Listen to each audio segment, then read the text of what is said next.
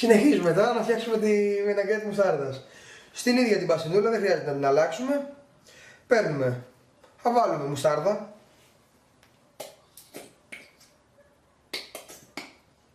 Θα βάλουμε ξιδάκι. Εμένα προσωπικά μου αρέσει αυτό το ξύδι, ξύδι πάρος, του νέου.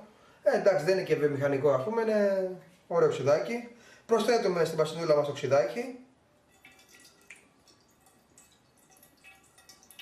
Ωραία. Παίρνουμε το σειρματάκι, θα ανακατεύουμε αυτά λιγάκι. Ωραία. Θα βάλουμε λίγο πιπεράκι. Λίγο αλατάκι, εγώ βάζω πάνω χοντρό. Και τώρα παίρνουμε το ελαιόλαδό μας, πάντα να είναι πολύ καλής ποιότητας. Και σιγά σιγά βάζουμε μέσα ελαιόλαδο και ανακατεύουμε. Εντάξει, τώρα δεν πρέπει να γυρίζει η μπασίνα, να μου γυρίζει εμένα.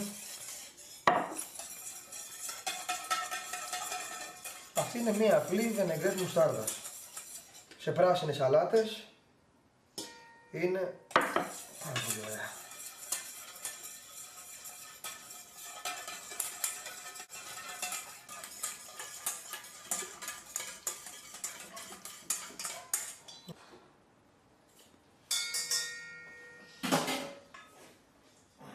Το βάλουμε εδώ πέρα.